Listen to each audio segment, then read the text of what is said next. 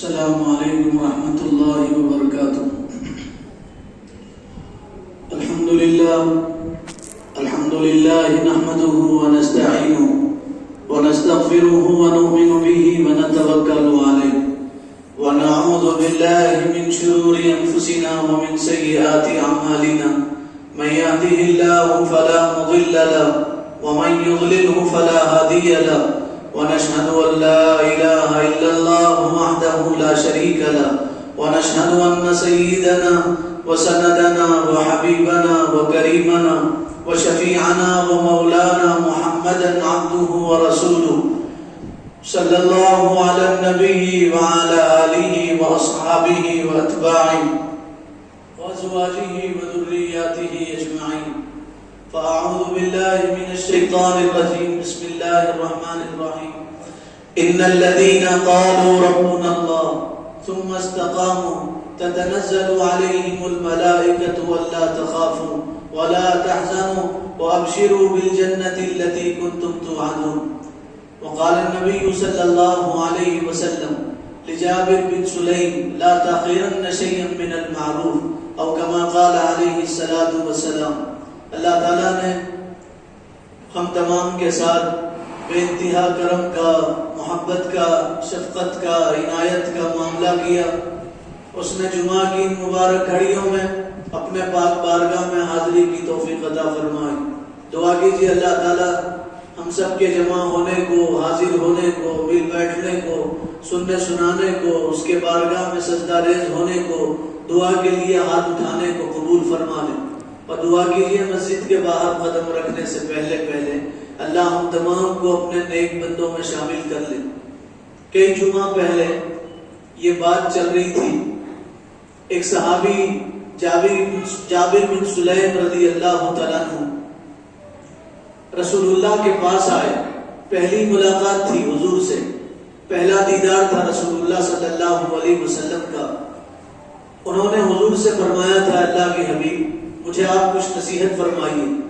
تو رسول اللہ نے کچھ نصیحتیں فرمائی تھی۔ ایک نصیحت کا ذکر اس سے پہلے ہوا۔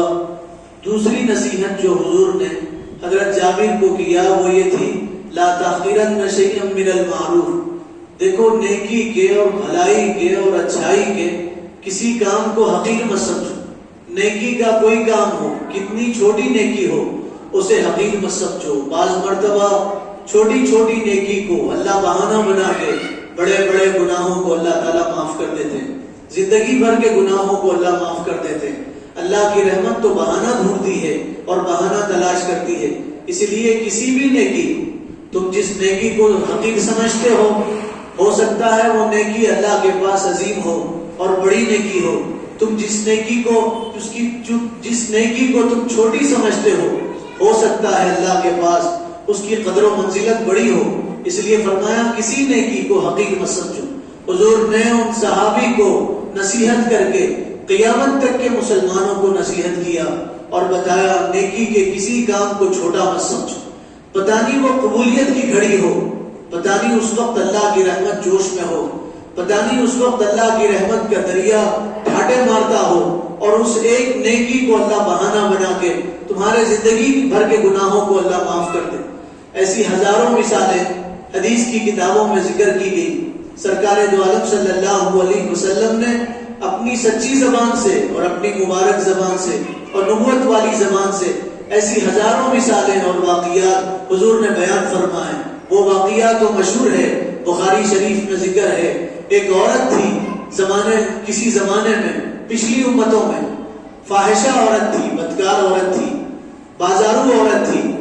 لوگ اس کے پاس آتے تھے، پیسے دے کے جسم کا سودا کرتے تھے، اور بدکار عورت تھی اور پورے علاقے میں مشہور تھی اور معروف تھی اور سب جانتے تھے یہ گنہگار عورت ہے، رات میں یہ گناہ کرتی ہے، اللہ کو ناراض کرتی ہے۔ وہ بدکار عورت راستے سے گزر رہی تھی، اس کی نظر اٹھی، اس نے دیکھا ایک کتا پیاس کے مارے تڑپ رہا ہے اور پیاس کے مارے دم توڑ رہا ہے اور سسک رہا ہے اور زمین چاٹ رہا ہے۔ تو اس فاحشہ عورت کو اس کتے پہ رحم آیا، اس نے کسی طرح پانی نکالا اور نکال کے اس کتے کے منہ میں پانی کے قطرات ٹپکا دیے۔ وہ کتا جو جاں بلد تھا، وہ کتا جو موت کی آغوش میں جانے والا تھا، وہ کتا جو پیاس سے تڑپ رہا تھا، اس کتے کو ٹھنڈک محسوس ہوئی اور اس کتے کو راحت ملی، اور اس کے منہ میں پانی پہنچنے کے بعد اس کے جان میں جان آئی اور وہ کتا اٹھا اور دوڑنے لگا۔ اور یہ عورت، اس عورت کا انتقال ہو گیا، اللہ تعالیٰ نے اس عورت کو کتے کے پانی پلانے کے بدلے میں جنت میں داخل کر دیا اور اس کے زندگی بھر کے گناہوں کو معاف کر دیا۔ پتہ نہیں کون سی نیکی اس سے ہماری نجات ہو جائے، پتہ نہیں کون سی نیکی سے اللہ راضی ہو جائے، پتہ نہیں کون سی نیکی مغفرت کا سبب بن جائے اور بخشش کا بہانہ بن جائے۔ اسی لیے کبھی زندگی میں کسی نیکی کو حقیر نہیں سمجھنا چاہیے اور آدمی ہمیشہ نیکی کرتے رہنا چاہیے۔ مسند احمد شریف حدیث کی ایک کتاب ہے مسند احمد، اس میں ایک واقعہ لکھا ہے۔ حضرت انس رضی اللہ تعالیٰ عنہ راوی ہیں، حضور نے ارشاد فرمایا، سب سے سچے انسان نے ارشاد فرمایا، آپ جیسا سچا نہ دنیا میں آیا نہ قیامت تک آئے گا۔ آپ نے ارشاد فرمایا، پچھلی امتوں میں ایک آدمی تھا، وہ راستے سے گزر رہا تھا، اس نے دیکھا راستے میں ایک درخت کٹا ہوا ہے اور زمین پہ پڑا ہے اور پورا راستہ اس کی وجہ سے بند ہو گیا۔ ایک درخت کٹ گیا تھا اور کٹ کے راستے میں گر گیا تھا اور اس درخت کی وجہ سے لوگوں کا آنا جانا بند ہو گیا تھا۔ ایک طرف کے لوگ ایک طرف رہ گئے تھے، دوسری طرف کے لوگ دوسری طرف رہ گئے تھے، راستہ بند ہو گیا تھا۔ اس آدمی نے دیکھا یہ درخت کٹا ہے، راستے میں گرا ہے، گزرنے والوں کو تکلیف ہو رہی ہے، چلو میں نیکی کروں اور اس درخت کو اٹھا لوں۔ تو اس آدمی نے اس درخت کو اٹھایا اور اس کو پرے لگایا اور کنارے لگایا اور راستے کو صاف کیا اور آنے جانے والے تکلیف سے بچ گئے اور راستہ کھل گیا۔ حضور نے ارشاد فرمایا، حدیث میں ہے، مسند احمد شریف کی روایت ہے، فَلَقَدْ رَأَيْتُهُ فِي ظِلِّهِ الشَّجَرَةِ۔ حضور نے فرمایا، میں نے شب معراج میں اس آدمی کو، میں نے شب معراج میں اس آدمی کو اسی درخت کے سائے میں جنت میں دیکھا ہے۔ حضور نے فرمایا، میں نے شب معراج میں اس آدمی کو اسی درخت کے سائے میں جنت میں دیکھا ہے۔ دنیا کے درخت کو اس نے ہٹایا تھا تو اللہ تعالیٰ نے اسی درخت کو جنت میں لگایا اور پھر اس کے سائے میں اس آدمی کو سلایا۔ نیکی کو حقیقی سمجھنا چاہیے۔ ترمذی شریف میں حضور نے ارشاد فرمایا، ترمذی شریف میں ہے، حضور نے ارشاد فرمایا کہ آدمی، اس کا انتقال ہو گیا۔ حضرت ابو مسعود انصاری اس راوی کے، اس روایت کے راوی ہیں، حضرت ابو مسعود انصاری فرماتے ہیں، حضور نے فرمایا کہ آدمی کا انتقال ہو گیا۔ جب اللہ کے پاس اس کی پیشی ہوئی تو اللہ تعالیٰ نے فرمایا، اس کا نام اعمال کھولو اور دیکھو اس کے نام اعمال میں کوئی نیکی ہے۔ تو فرشتوں نے نام اعمال کھولا تو پورا نام اعمال گناہوں سے کالا تھا اور پورا نام اعمال گناہوں سے لطف تھا اور پورا نام اعمال گناہوں سے بھرا ہوا تھا، پورے نام اعمال میں کوئی نیکی نہیں تھی۔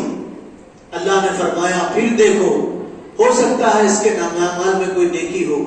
تو فرشتوں نے کہا، پروردگار، اس کے نام اعمال میں کوئی نیکی نہیں۔ اس آدمی کے بارے میں لکھا، دنیا میں اس کی تجارت تھی، بزنس تھا، اس کا تجارت تھی اس کی، وہ لوگوں کو مال بیچتا تھا، مال خریدتا تھا، لوگوں کو مال دیتا تھا، مال لیتا تھا۔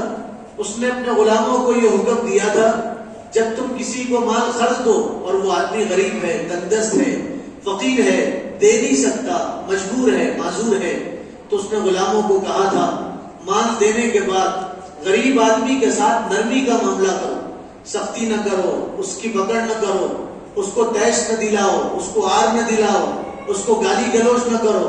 غریب آدمی ہے، اس کو ڈھیل دو، اس کو نرمی دو، اور غریب آدمی اگر ہمارے پیسے لوٹائے تو ٹھیک ہے، نہ لوٹائے تو اسے معاف کر دو۔ غریب آدمی اگر ہمارے پیسے، جس سامان کے بدلے جس کو وہ پیسے دینا ہے، اگر وہ پیسے نہ لوٹائے تو اس کو ڈھیل دو، مہلت دو، نرمی کرو اس کے ساتھ، اور اگر وہ پیسے نہ لوٹائے، معذور ہے، مجبور ہے، تو پیسے اس سے معاف کر دو، سامان اس کو گفٹ دے دو، اس کے پاس سے پیسے نہ لو۔ جب اللہ کے پاس اس آدمی کی پیشی ہوئی تو فرشتوں نے کہا، مولا، اس کے نام اعمال میں کوئی نیکی نہیں، بس ایک ہی نیکی ہے، یہ غریب لوگوں کو مہلت دیتا تھا اور ان کا قرض معاف کر دیا کرتا تھا۔ اللہ تعالیٰ نے فرمایا، میں علیم ہوں، میں عالم الغیب ہوں، میں جانتا ہوں، مجھے ساری چیزوں کا علم ہے، میں تمہیں بتانا چاہ رہا تھا میں بندوں کو کیسے معاف کرتا ہوں۔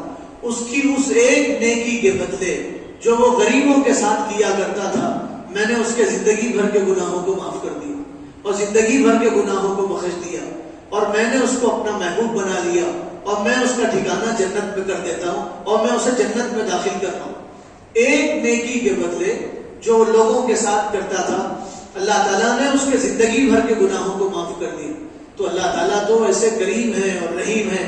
اللہ نے فرمایا نبی عبادی انی انا الغفور الرحیم، میرے ایک ایک بندے سے کہو، نمازی سے کہو، بے نمازی سے کہو، میرے ایک ایک بندے سے کہو، نیکوکار سے کہو، گنہگاروں سے کہو، حاجیوں سے کہو، غیر حاجی سے کہو، پڑھے لکھوں سے کہو، ان پڑھ سے کہو، عرب میں رہنے والوں سے کہو، مکہ مدینہ میں رہنے والوں سے کہو، بیت المقدس میں رہنے والوں سے کہو، اور دنیا کے کسی کونے میں رہنے والے ہو ان سے کہو نبی عبادی، میرے بندوں کو خبر کر دو، انی انا الغفور الرحیم، معاف تو میں ہی کرنے والا ہوں، میرے علاوہ کوئی معاف کرنے والا نہیں ہے، میں معاف کرنے والا ہوں۔ میرے بندوں کو کہو میں بہانے سے بندوں کو معاف کروں، کوئی نیکی پسند آ گئی اس ایک نیکی کے بدلے ان کو معاف کر دوں گا، اس ایک نیکی کے بدلے ان کے نام اعمال پہ معافی کا قلم پھیر دوں گا، جا کے میرے بندوں سے کہو۔ ابو داؤد ایک کتاب ہے حدیث کی، ابو داؤد 6 صحیح کتابیں حدیث کی، جس کو علماء کہتے ہیں 6 حدیث کی صحیح کتابیں، ان کو صحاح ستہ کہا جاتا ہے۔ اس میں سے ایک حدیث کی صحیح کتاب وہ ابو داؤد شریف، ابو داؤد شریف حدیث کی ایک کتاب ہے، اس کے مصنف ابو داؤد، ان کے بارے میں لکھا وہ ایک مرتبہ دریا میں جا رہے تھے، کشتی میں سوار تھے، ایک کشتی ان کے قریب سے گزری، اس کشتی میں کچھ مسلمان سوار تھے، ایک مسلمان آدمی کو چھینک آئی، اس نے چھینکنے کے بعد الحمدللہ کہا۔ جب بھی چھینک آئے تو الحمدللہ کہنا چاہیے، اس لیے کہ چھینک آدمی کے پورے بدن کو نچوڑ دیتی ہے۔ چھینک یوں سمجھو یہ چھوٹی موت ہے، چھینک کی حالت میں آپ دیکھیں انسان کا بدن اکڑ جاتا ہے، اس حالت میں موت بھی آ سکتی ہے۔ یوں سمجھو چھینک آنے کے بعد پھر جان میں جان آ جانا ایسے ہے جیسے جسم میں جان آ گئی، تو ایسا ہے جیسے اللہ نے آپ کو ایک نئی زندگی عطا کیا۔ چھینک آنے کے بعد ہر انسان کو اللہ ایک نئی زندگی عطا کرتے ہیں، اس کے شکرانے میں الحمدللہ کہنا، یہ کہنا یہ اللہ تیری تعریف، ساری تعریفیں تیرے لیے، تو مجھے موت کے قریب لا کے پھر مجھے تو نے زندگی بخش دیا۔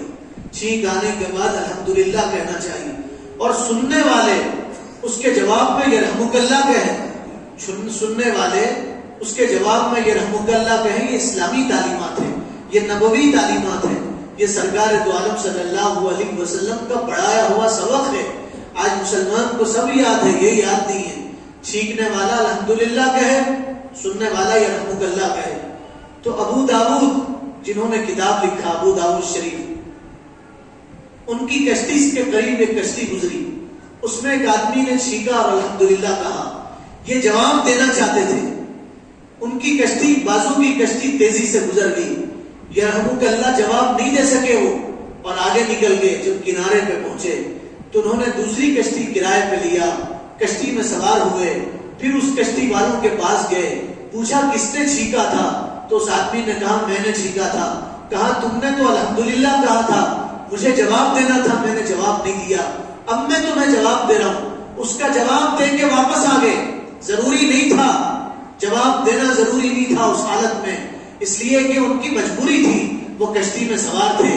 مگر اللہ کے کچھ خاص بندے ہوتے ہیں جو چھوٹی چھوٹی نیکی کو بھی بڑی سمجھتے ہیں، اس کو ضائع نہیں کرتے، اور چھوٹی نیکی کے بھی حریص ہوتے ہیں اور لالچی ہوتے ہیں۔ تو انہوں نے اس کا جواب دیا، ان کا انتقال ہوا، اللہ کے پاس ان کی پیشی ہوئی۔ اللہ تعالیٰ نے فرمایا ہم تمہاری تہجد کے بارے میں نہیں پوچھیں گے، ہم تمہاری زکوٰۃ کے بارے میں نہیں پوچھیں گے، روزوں کے بارے میں نہیں پوچھیں گے، ہم تم سے تمہارے حج کے بارے میں نہیں پوچھیں گے۔ اللہ نے کہا تم نے کتاب لکھا، حدیث کی پیاری کتاب لکھا، اس کتاب کے بارے میں نہیں پوچھیں گے۔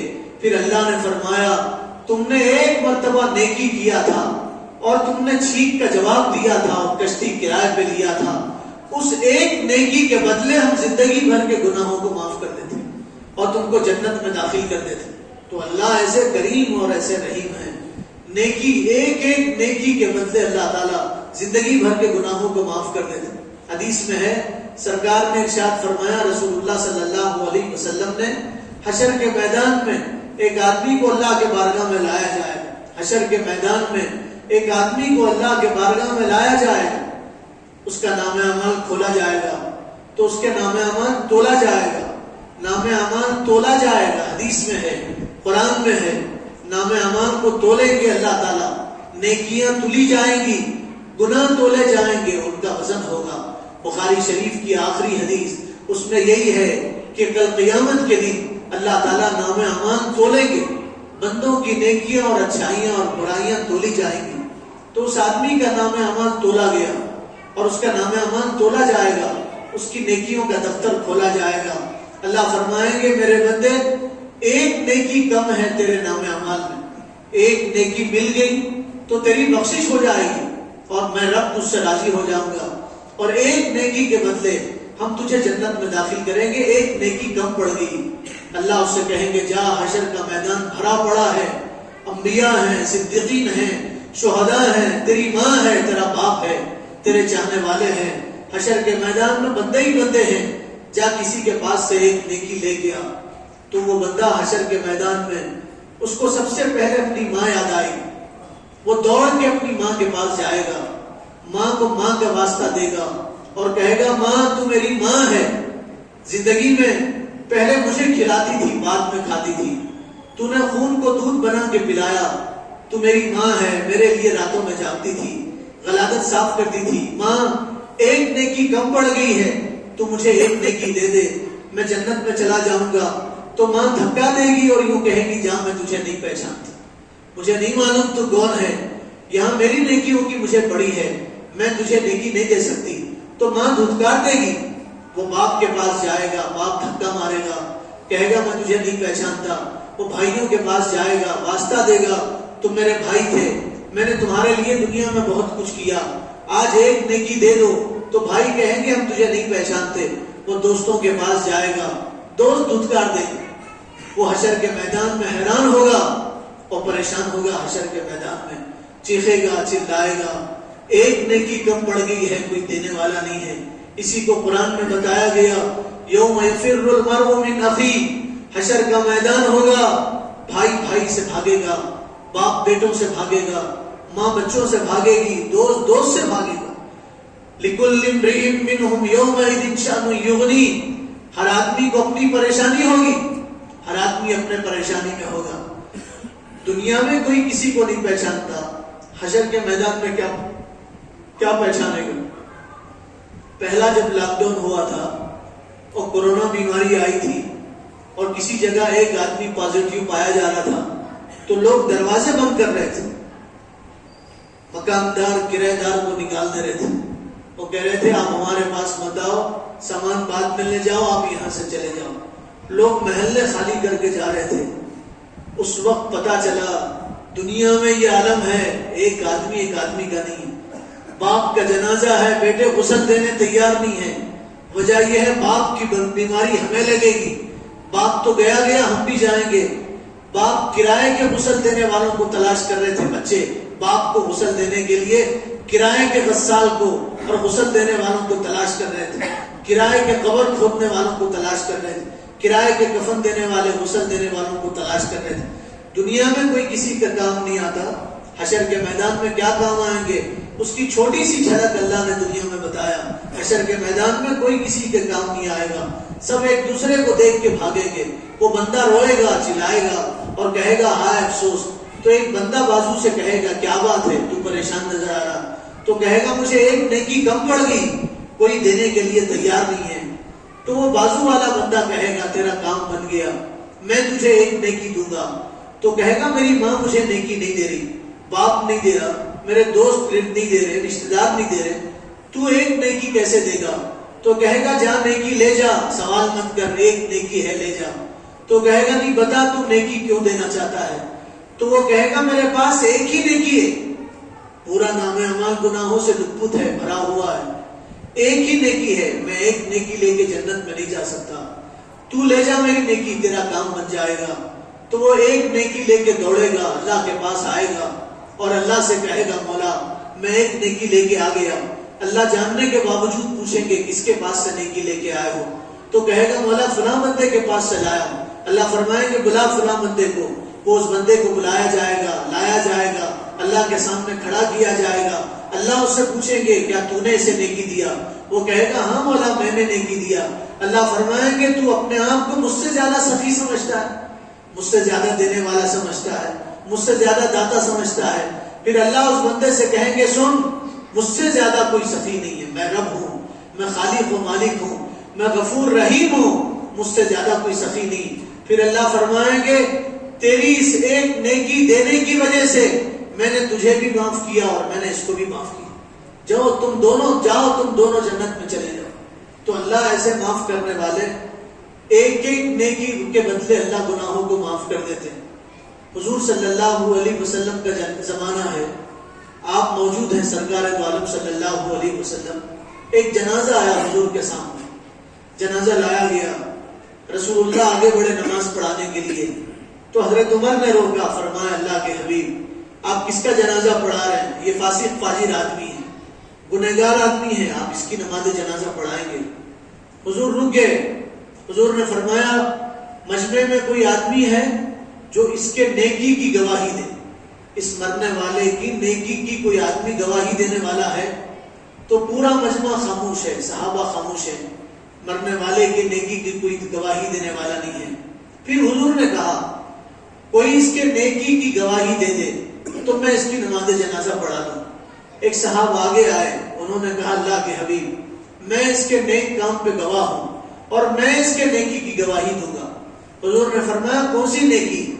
تو ان صحاب نے فرمایا اللہ کے حبیب ایک مرتبہ ہم اللہ کے راستے میں تھے، رات کا وقت تھا، ان صاحب نے رات میں جاگ کے ہماری نگرانی کی، ہمارے جانوروں کی نگرانی کی، پوری رات یہ جاگتے رہے، میں گواہ ہوں، میں ان کے اس نیکی کی گواہی دیتا ہوں۔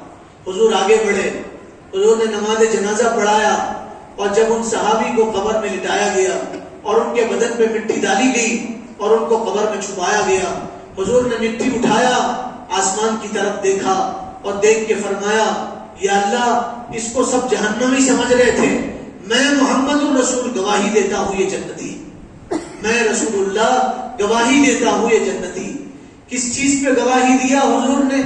ایک عمل کے بدلے میں، ایک عمل کے بدلے میں رات بھر انہوں نے لوگوں کی نگرانی کیا تھا، اللہ کے راستے میں رات بھر جانوروں کی نگرانی کیا تھا، حضور نے اس ایک نیکی کے بدلے ان کو جنتی ہونے کی گواہی دی۔ حضرت تھانوی رحمۃ اللہ علیہ نے ایک واقعہ لکھا، حضرت تھانوی نے فرماتے ایک صاحب گھر میں آئے، سب بھوک لگی تھی، دسترخوان پہ کھانا کھانے کے لیے بیٹھے، بیوی نے کھانا لگایا، دسترخوان چن دیا، انہوں نے لقمہ اٹھایا، منہ میں ڈالا، کھانا کھا رہا تھا۔ عورتوں کو بھولنے کی بیماری مردوں سے زیادہ ہوتی، اسی لیے عورتوں کو درگزر کرنے کا حکم دیا گیا، معاف کرنے کا۔ فرمایا سب سے اچھا آدمی وہ ہے جو اپنی بیویوں کے ساتھ اچھا سلوک کرے، اچھا آدمی وہ ہے جو بیویوں کے ساتھ اچھا سلوک کرے۔ عورت بھولتی زیادہ ہے، نمک ڈال کے بھولتی ہے، یہ سمجھتی ہے میں نہیں ڈالی، پھر ڈال دیتی ہے، 2 بار نمک ڈال دیتی ہے۔ بعض مرتبہ یہ سوچتی ہے میں نمک ڈال دی، نمک ہی نہیں ڈالتی، کھانا پھیکا رہ جاتا ہے۔ کچھ دن پہلے میں پیپر میں پڑھا تھا، ایک عورت ٹی وی دیکھ رہی تھی اور اپنے بچے کو کپڑے پہ سلا دی، کپڑوں پہ۔ تھوڑی دیر کے بعد آئی، کپڑوں پہ لپیٹی، اس کو ہوش ہی نہیں رہا اور اس نے کپڑوں کو واشنگ مشین میں ڈالا۔ کچھ دیر کے بعد خون نکلا، پھر واشنگ مشین میں دیکھا تو بچہ اس کا پورا ٹکڑے بن گیا تھا۔ اس کو یاد ہی نہیں رہا اس نے اپنے بچے کو کپڑوں میں سلایا تھا، دھونے والے کپڑوں میں سلایا تھا۔ تو عورتوں کو بھولنے کی بیماری زیادہ ہوتی ہے۔ وہ عورت بھول گئی، اس نے کھانا اٹھایا، لقمہ منہ میں ڈالا، غصہ آیا، بھوک زیادہ لگی تھی، سوچا بیوی کی پٹائی کر دوں، دل میں خیال آیا جوتا اٹھاؤں اور بیوی کو ماروں، پھر خیال آیا میری بیوی بعد میں ہے، پہلے ہی اللہ کی بندی ہے، اللہ کی بندی ہے، چلو میں آج اس کو اللہ کی بندی سمجھ کے معاف کر دیتا ہوں۔ تو اس نے دل میں معاف کر دیا اور کہا میں نے اپنی بیوی کو معاف کر دیا، اور کھانا جیسے تیسے کھا لیا۔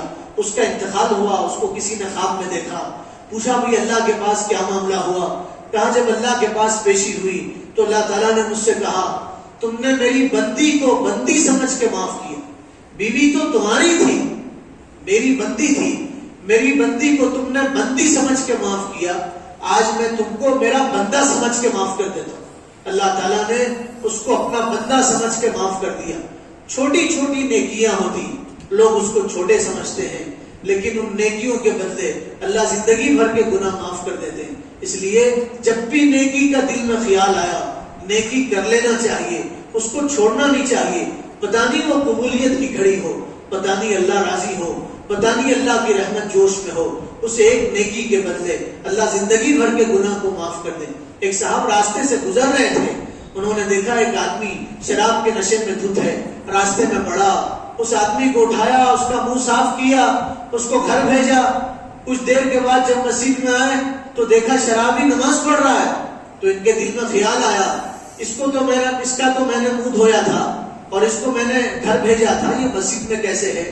جیسے خیال آیا تو پھر دل میں اللہ کی طرف سے خیال آیا، کسی نے آواز دیا، یوں کہا، تم نے اس کا منہ صاف کیا تھا، ہم نے اس کا دل صاف کیا۔ تم نے اس کا منہ صاف کیا تھا، ہم نے اس کا دل صاف کیا۔ پھر فرمایا، بتاؤ تم سخی زیادہ ہم سخی؟ اللہ زیادہ سخی ہیں۔ چھوٹی چھوٹی نیکیوں پہ بڑے بڑے گناہ اللہ معاف کرتے ہیں۔ اس لیے حضور نے ان صحابی کو نصیحت کرتے ہوئے فرمایا، اور ان صحابی کو نصیحت کر کے قیامت تک کے مسلمانوں کو نصیحت کیا، کسی نیکی کو چھوٹی نہیں سمجھنا چاہیے، ہر نیکی کو آدمی بڑی سمجھے، پتہ نہیں اس نیکی کے بدلے اللہ کے پاس اس کا مرتبہ بڑھ جائے۔